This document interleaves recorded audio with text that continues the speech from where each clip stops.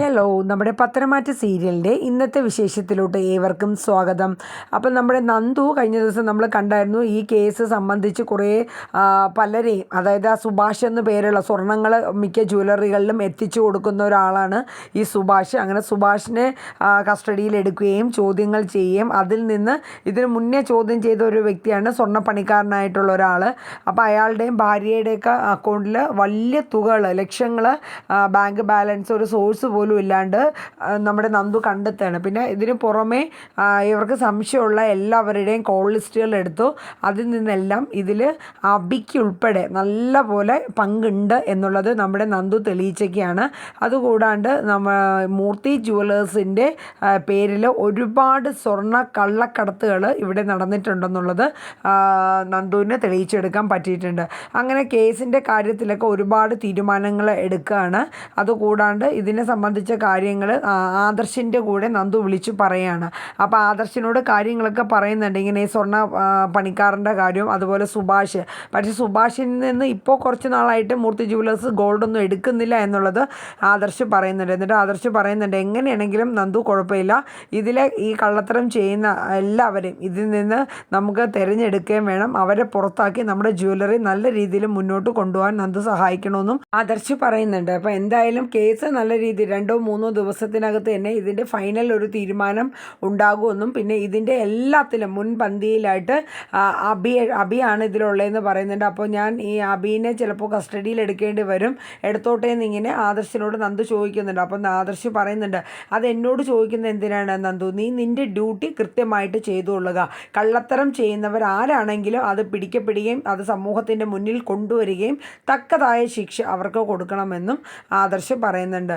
അത് കഴിഞ്ഞ് പിന്നീട് കാണിക്കുന്നത് നമ്മുടെ നന്ദു ആ പണിക്കാരൻ ജ്വല്ലറിയിലെ മൂർത്തി ജ്വല്ലേഴ്സിൽ സ്വർണ്ണപ്പണി ചെയ്യുന്ന അയാളെ സ്റ്റേഷനിലോട്ട് കൊണ്ടുവന്നിട്ട് അയാളുടെ അടുത്ത് വീണ്ടും ചോദിക്കുന്നുണ്ട്, തൻ്റെ ഭാര്യയുടെ പേരിൽ എങ്ങനെയാണ് ഇത്രയും ലക്ഷങ്ങളുടെയൊക്കെ ട്രാൻസാക്ഷൻ നടന്നിരിക്കുന്നത്. അതുകൂടാണ്ട് തൻ്റെ മക്കൾ 2 പെൺകുട്ടികളുണ്ട്, അവരുടെ പേരിൽ നല്ല രീതിയിലുള്ള ട്രാൻസാക്ഷൻ നടക്കുന്നുണ്ട്, ഇതെങ്ങനെയാണ് തനിക്ക് ഇതൊക്കെ വരുന്നത്.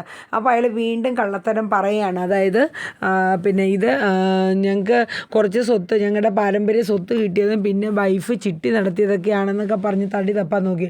പക്ഷേ നന്ദുവിന് ദേഷ്യം വന്ന് നന്ദു നല്ല രീതിയിൽ താക്കീത് കൊടുക്കണം. അപ്പോൾ അവസാനം അയാൾക്ക് മനസ്സിലായി തൻ്റെ കയ്യിൽ നിന്ന് പോകും എന്നുള്ളത്, അതായത് ഇത് കള്ളത്തരം കണ്ടുപിടിക്കും എന്നുള്ളത് അയാൾക്ക് ബോധ്യപ്പെടുകയാണ്.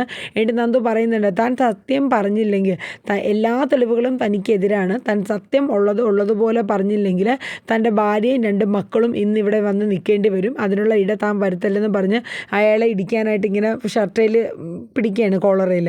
അപ്പോഴേക്കും അയാളെ പറഞ്ഞു, എൻ്റെ പൊന്നും മേഡം എന്നെ ഒന്നും ചെയ്യില്ലേ, സത്യം ഞാൻ പറയാമെന്ന് പറഞ്ഞിട്ട് അയാൾ എല്ലാ സത്യങ്ങളും നമ്മുടെ നന്ദുവിനോട് പറയുന്നുണ്ട്. പക്ഷേ അതെന്താണെന്ന് ഇങ്ങനെ കൃത്യമായിട്ട് പറയുന്നില്ല, എന്നാലും അയാൾ നടന്ന കാര്യങ്ങളൊക്കെ പേടിച്ച് പറയുന്നുണ്ട്.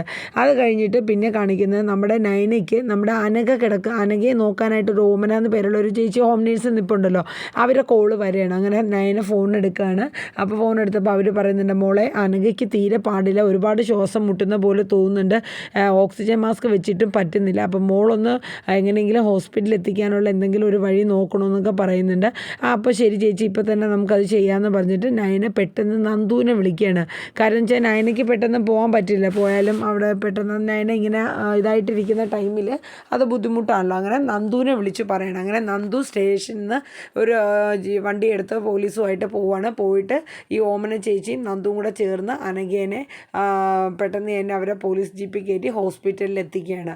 അപ്പോൾ ഈ ഹോസ്പിറ്റലിൽ എത്തിക്കഴിയുമ്പോൾ ഡോക്ടർ നന്ദുവിനോട് പറയുന്നുണ്ട്, കുഴപ്പമില്ല, എന്നാലും ക്രിട്ടിക്കൽ സ്റ്റേജ് കഴിഞ്ഞു, പക്ഷേ ആരോ ആ കുട്ടീനെ കൊല്ലാനായിട്ട് ശ്രമിച്ചിട്ടുണ്ട്. കാരണം കഴുത്ത് നന്നായിട്ട് മുറുക്കി പിടിച്ചതിൻ്റെ പേരിലാണ് ഇപ്പോൾ ആ ഒരു ബ്രീത്തിങ് പ്രോബ്ലം വന്നത്. അത് മാത്രം ആരാണെങ്കിലും കണ്ടുപിടിച്ച് തക്ക ശിക്ഷ കൊടുക്കണം. എന്നിട്ട് പറയുന്നുണ്ട്, നല്ല രീതിയിൽ ഇമ്പ്രൂവ്മെൻറ്റ്, ഞങ്ങളെ ഡോക്ടേഴ്സിനെ പോലും അതിശയിപ്പിക്കുന്ന രീതിയിലാണ് അനഘയുടെ ഇപ്പോഴത്തെ ഇമ്പ്രൂവ്മെൻ്റ് ഉണ്ടായിരുന്നത്. അതിപ്പോൾ ഇതെല്ലാം കാരണം അതെല്ലാം പോയെന്ന് തോന്നുന്നു. പക്ഷേ എന്താണെങ്കിലും ഇതാര് ചെയ്തെങ്കിലും അത് കണ്ടുപിടിക്കണമെന്ന് നന്ദുവിനോട് ആ ഡോക്ടർ പറയുകയാണ്.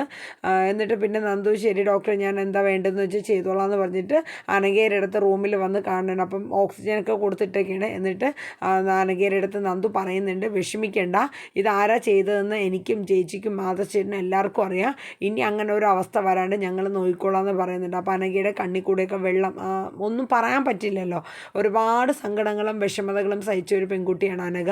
അപ്പോൾ അത് സങ്കടം കണ്ണിൽ കൂടെ ഇങ്ങനെ വരാണ് കേട്ടോ. അപ്പോൾ അത് കഴിഞ്ഞിട്ട് പിന്നെ നയനയും ആദർശും തമ്മിൽ സംസാരിക്കുകയാണ്. അപ്പോൾ നയന പറയുന്നുണ്ട്, ആദർശ് ചേട്ടാ അബിയുടെ കാര്യത്തിൽ നന്ദു നല്ല രീതിയിലുള്ള തീരുമാനം എടുക്കുന്നുണ്ട്. അബി ഈ അനഘയുടെ കേസിൽ ഒരുപാട് കൊള്ളരുതായ്മത്തരം ചെയ്യുന്നുണ്ട് അവിടെ. അപ്പോൾ ആദർശ് പറയുന്നുണ്ട്, അബിയുടെ കുറേ ഗുണ്ടകൾ അവിടെ ഉണ്ടായിരുന്നതായിട്ട് നമ്മുടെ ആൾക്കാർ അവന്മാരെല്ലാം തൂത്തുപറക്കി അവിടെ നിന്ന് കളഞ്ഞതാണ്. പക്ഷേ അതുകൊണ്ടായിരിക്കാം അവൻ ഇപ്പോൾ നേരിട്ട് ചെന്ന് ഈ അറ്റംപ്റ്റ് ചെയ്യാൻ നോക്കിയത്.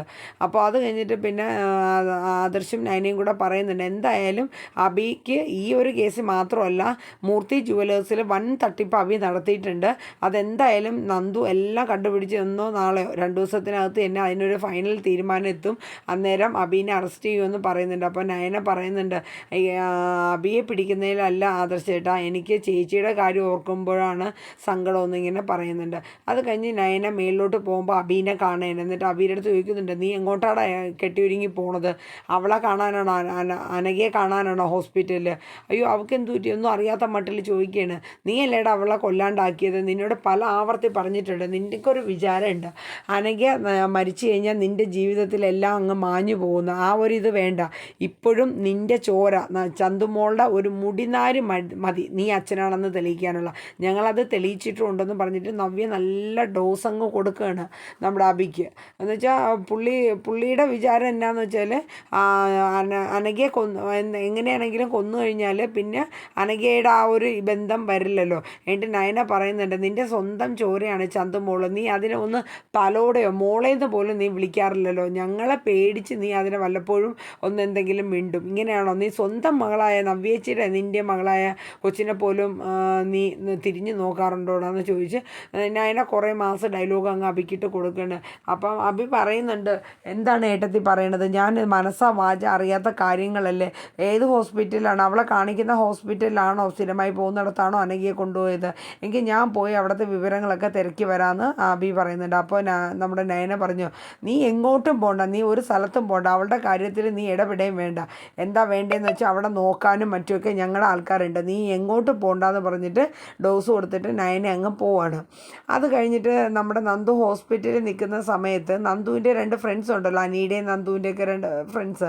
അപ്പോൾ അവരെ കോള് നന്ദുവിന് വരെയാണ്. അപ്പോൾ നന്ദു കോൾ എടുത്ത് കഴിഞ്ഞപ്പോൾ അവർ പറയുന്നുണ്ട്, എടി നന്ദു മറ്റേ അബിയും ആ അനാമികയും കൂടെ ഇവിടെ ഒരു ഹോട്ടലിൽ വരുന്നുണ്ട്. അപ്പോൾ ഏത് സ്ഥലം എന്ന് ചോദിച്ചപ്പോൾ അവർ ഇടയ്ക്ക് നന്ദും ഫ്രണ്ട്സും അനിയൊക്കെ ഒരുമിച്ച് വല്ലതും കഴിക്കാനൊക്കെ പോകുന്ന സ്ഥലമാണ്. അപ്പോൾ അവിടെ ഒത്തുകൂടിയിട്ടുണ്ട്. അപ്പോൾ ഏത് ഹോട്ടലാണെന്ന് ചോദിക്കുമ്പം അവർ ഹോട്ടലിൻ്റെ പേര് നന്ദുവിന് പറഞ്ഞു കൊടുക്കുകയാണ്. അപ്പോൾ തന്നെ നന്ദു പറഞ്ഞു, അവിടുത്തെ മാനേജർ എനിക്കറിയാവുന്ന തന്നെയാണ്, നീ വെച്ചോളാൻ പറയും. എന്നിട്ട് നേരെ ആ മാനേജറെ വിളിക്കുകയാണ്. അപ്പോൾ അയാൾ അവിടെ അതിൻ്റെ അകത്ത് തന്നെ ഉണ്ടായിരുന്നു. അപ്പോൾ അബിയും അനാമികയും അവിടെ ജ്യൂസ് എന്തോ ഓർഡർ ചെയ്ത് അത് കുടിച്ചുകൊണ്ടിരിക്കുകയാണ്. അപ്പോൾ ആ മാനേജറെ വിളിക്കുകയാണ് നമ്മുടെ നന്ദു. എന്നിട്ട് പറയുന്നുണ്ട്, ഞാൻ ഇവിടുത്തെ ഇന്ന സ്റ്റേഷനിലെ SI ആ നന്ദുവാണ്, ഞാൻ അവിടെ വന്നിട്ടുണ്ട്, എന്നെ അറിയില്ലേ എന്ന് ചോദിക്കുന്നുണ്ട്. അപ്പോൾ അയാൾ പറയുന്നുണ്ട്, മേഡം എന്താ ചോദിക്കുന്നത്? മേഡം എന്താ ഈ പറയുന്നത്? പിന്നെ മേഡത്തിന് അറിയാണ്ടിരിക്കുമോ? എന്താണ് മേഡം പറഞ്ഞോളൂ. ആ മൂർത്തി ജ്വല്ലറിയിൽ അബി അവിടെ ഉണ്ടോ എന്ന് ചോദിക്കുന്നുണ്ട്. അപ്പോൾ അയാൾ ജസ്റ്റ് ഒന്ന് നോക്കുമ്പോൾ അവിടെ ഇരിപ്പുണ്ട്. അപ്പോൾ കൂടെ ഒരു പെൺകുട്ടിയും കൂടെ ഉണ്ടല്ലോ മേഡം. അപ്പോൾ നന്ദു പറയുന്നുണ്ട്, എനിക്ക് വേണ്ടിയിട്ട് ഒരു ഹെൽപ്പ് ചെയ്യണം. അതായത് ആ പെൺകുട്ടിയും ഇയാളും തമ്മിൽ സംസാരിക്കുന്നത് റെക്കോർഡിൽ എനിക്കൊന്ന് കിട്ടണമെന്ന് പറയുന്നുണ്ട്. അതിനെന്തായാലും മേഡം ഞാൻ നോക്കാമെന്ന് പറയുന്നുണ്ട്. അങ്ങനെ ഫോൺ കട്ട് ചെയ്തിട്ട് പിന്നെ അയാൾ ഇത് സംബന്ധിച്ച് അതായത് ഇവർ തമ്മിൽ സംസാരിക്കുന്ന റെക്കോർഡിങ്ങും മറ്റും പിടിക്കാനുള്ള കാര്യങ്ങൾ നോക്കണം. കാരണം SI പറഞ്ഞല്ലേ എന്തെങ്കിലും കേസ് സംബന്ധമായിട്ടുള്ള കാര്യമാണെന്ന് അയാൾക്ക് മനസ്സിലായി കാണും. അങ്ങനെ കാര്യങ്ങളൊക്കെ ആ രീതിയിൽ നീങ്ങണം. അപ്പോൾ എന്തായാലും നമ്മുടെ അനന്തപുരി തറവാട്ടിലെ മൂർത്തി ജുവലേഴ്സിൻ്റെ സ്വന്തം കുടുംബത്തിൽ നിന്നുള്ള ആൾ തന്നെ, സ്വന്തം ചെറുമകനെ പോലെ കണക്കാക്കിയ അബി തന്നെ ആ കുടുംബത്തിന് അടിവേര് പറിക്കാൻ ശ്രമിക്കുന്നു.